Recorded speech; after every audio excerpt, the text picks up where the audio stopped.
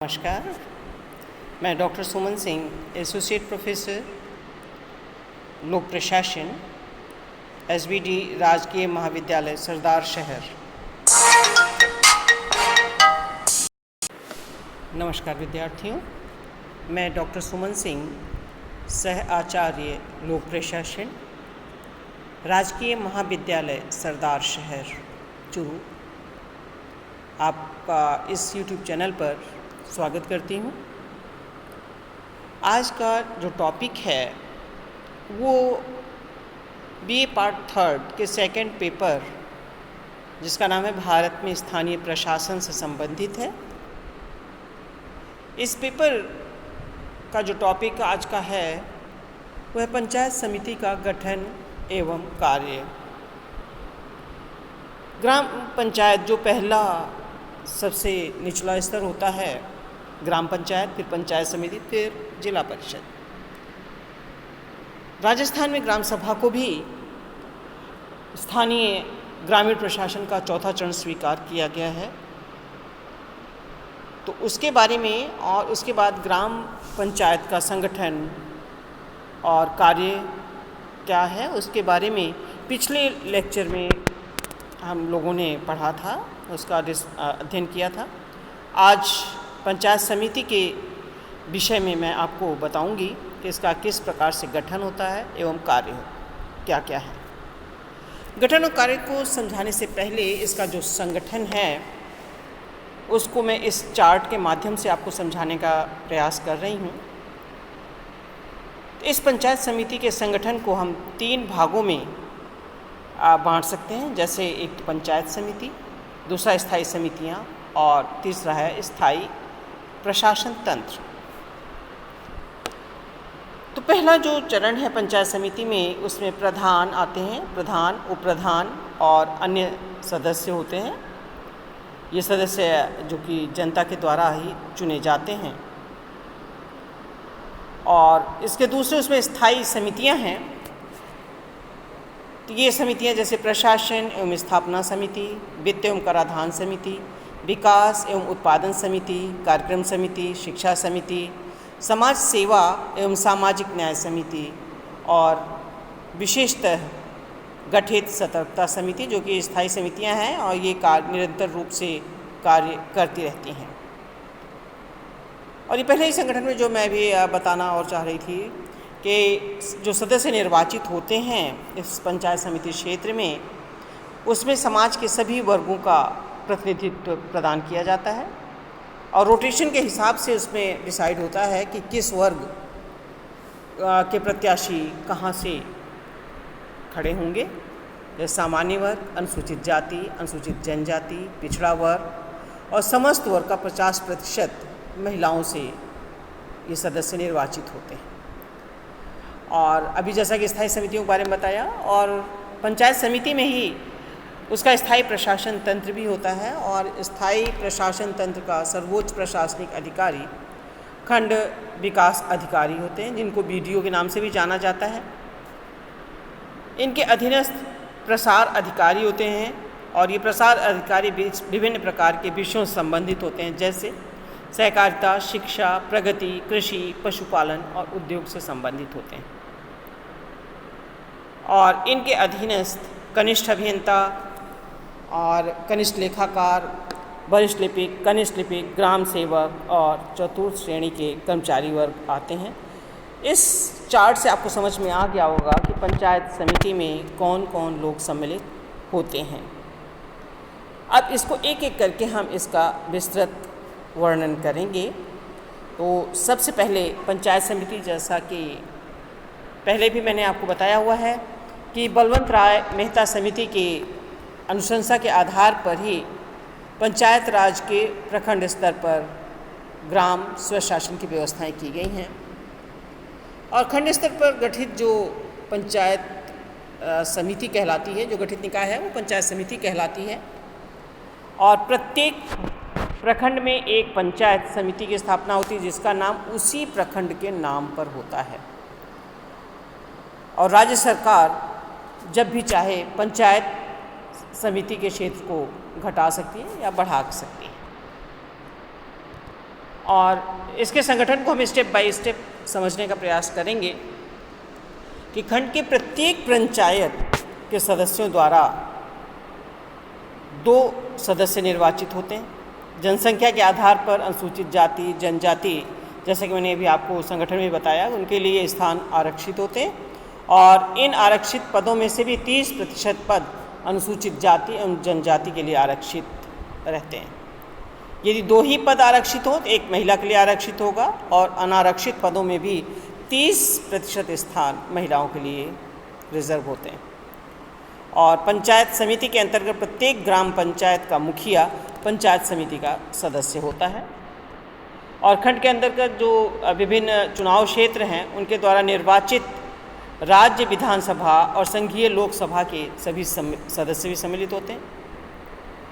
विधान परिषद और संघीय राज्यसभा के वे सभी सदस्य जो उस खंड के निवासी हों उनको भी इसमें चुना जाता है। और पंचायत समिति के सदस्यों का कार्यकाल भी 5 वर्ष होता है और यदि पदेन सदस्य इस पद पर नहीं रहे जिस पद के लिए अधिकार से वह सदस्य बना हो तो वह पंचायत समिति का सदस्य भी नहीं रह सकेगा। राज्य सरकार के द्वारा यदि कोई विशेष परिस्थितियां हों तो और चुनाव नहीं करवाया जा पा रहा हो तो ऐसी स्थितियों में 6 माह तक राज्य सरकार के द्वारा इन पंचायत समिति के निर्वाचन को बढ़ाया भी जा सकता है। वहीं पंचायत समिति के सदस्यों के लिए भी योग्यता का निर्धारण किया गया है कि कौन सा व्यक्ति पंचायत समिति का सदस्य हो सकता है। उसके लिए सबसे पहला तो ये है कि वो भारत का नागरिक होना चाहिए, उसकी आयु 25 वर्ष की पूर्ण हो चुकी हो और किसी भी सरकारी सेवा के अंतर्गत वो लाभ के पद पर ना हो। ऐसे ही लोग जनता के द्वारा प्रत्यक्ष रूप से कोटे के अनुसार, कोटा से तात्पर्य यहाँ पर यह है कि जो आरक्षण प्रदान किया गया है उसके आधार पर सदस्य खड़े होते हैं और वो निर्वाचन के द्वारा चुने जाते हैं। और इसमें जो पंचायत समिति में जो स्थायी समितियां होती हैं जो कि स्थायी रूप से कार्य करती हैं, इसके लिए मैंने चार्ट में भी आपको बता दिया था कि कौन कौन सी समिति होती है। इन समितियों के द्वारा अपना कार्य सुचारू रूप से सुव्यवस्थित रूप से संचालित किया जाता है। जैसे इसमें कृषि पशुपालन लघु सिंचाई सहकारिता समिति है, शिक्षा समिति है, आपकी सार्वजनिक स्वास्थ्य और सफाई समिति है, आर्थिक और वित्तीय समिति है, समाज कल्याण समिति है। इस तरह से कुछ और भी जो समितियां हैं समय समय पर राज्य सरकार और जिला परिषद की अनुमति से इन स्थायी समितियों का निर्माण किया जा सकता है। इसमें राज्य सरकार और जिला परिषद की अनुमति से ही होते हैं और एक स्थायी समिति में लगभग 5 से 7 सदस्य होते हैं और इन सदस्यों का जो निर्वाचन है वो पंचायत समिति अपने सदस्यों में से ही करती है।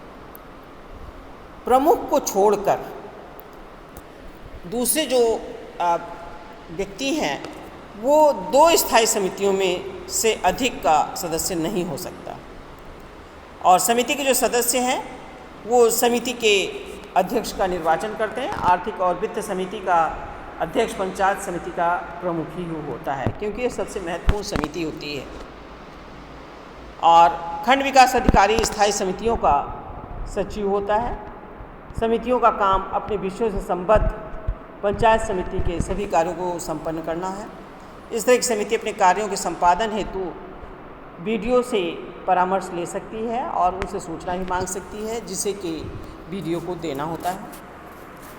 अब हम आते हैं प्रमुख और उप प्रमुख के संबंध में स्पष्ट करना चाहेंगे कि जो प्रत्येक पंचायत समिति है वो एक प्रमुख और एक उप प्रमुख होते हैं और पंचायत समिति क्षेत्र में होते हैं एक प्रमुख और एक उप प्रमुख।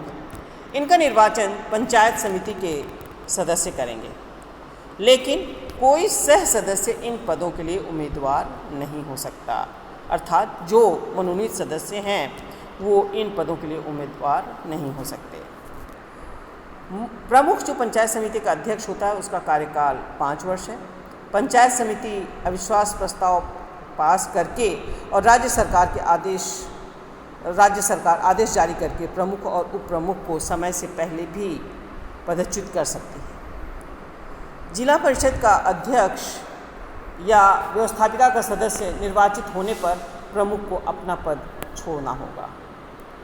प्रमुख को अनेक अधिकार भी दिए गए हैं, जैसे पंचायत समिति की सभा को बुलाना, उसके अध्यक्ष का आसन ग्रहण करना प्रमुख का काम है। वो पंचायत समिति के कार्यों का संचालन करता है और निरीक्षण करता है। इसके साथ ही जो कार्यकलाप हैं जो कि पंचायत समिति स्तर पर संपन्न किए जा रहे हैं, उनकी रिपोर्ट भी समिति को देता है। और इसके साथ ही वो खंड विकास अधिकारी के कार्यों की भी निगरानी करता है और पंचायत समिति के कार्यों की रिपोर्ट राज्य सरकार को देता है। आपातकालीन स्थिति में खंड विकास अधिकारी के परामर्श से आवश्यक कार्यवाही भी कर सकता है, और प्रमुख की अनुपस्थिति में उसके सारे कार्यों का संपादन उप प्रमुख के द्वारा किया जाता है। खंड विकास अधिकारी पंचायत समिति का पदेन सचिव होता है। उसका कार्य पंचायत समिति के प्रस्तावों को कार्यान्वित करवाना और प्रमुख के अनुमति से वह बैठक बुलाते हैं, उनकी कार्यवाही का रिकॉर्ड रखा जाता है। पंचायत समिति की बैठक में से भाग लेने का अधिकार है, किंतु खंड विकास अधिकारी उनके मतदान में भाग नहीं ले सकता। वह पंचायत समिति के वित्त का भी प्रबंध करता है, उसे आपातकालीन शक्तियाँ भी दी जाती हैं। प्रमुख और उप प्रमुख की अनुपस्थिति में यदि कोई स्थिति ऐसी उत्पन्न हो जाती है तो आवश्यक कार्यवाही भी इनके द्वारा की जा सकती है, और इसकी सूचना डिस्ट्रिक्ट कलेक्टर को देना होता है। अब हम आते हैं कि पंचायत समिति के क्या क्या कार्य हैं, और उन कार्यों में हम ये कह सकते हैं कि सहकारी समिति वगैरह से संबंधित तो कार्य है ही हैं, और विभिन्न प्रकार की समितियां बना दी जाती हैं जिनके द्वारा कि इन कार्यों को संपन्न किया जाता है, जैसे शिक्षा संबंधित कार्य, स्वास्थ्य संबंधित कार्य, कृषि संबंधित कार्य, ग्रामों उद्योग संबंधित कार्य।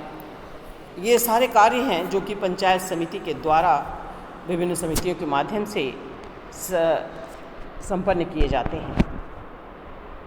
और इस तरह से मैंने आपको एक संक्षिप्त में समझाने का प्रयास किया है कि पंचायत समिति किसे कहते हैं, उनके द्वारा क्या क्या कार्य किए जाते हैं।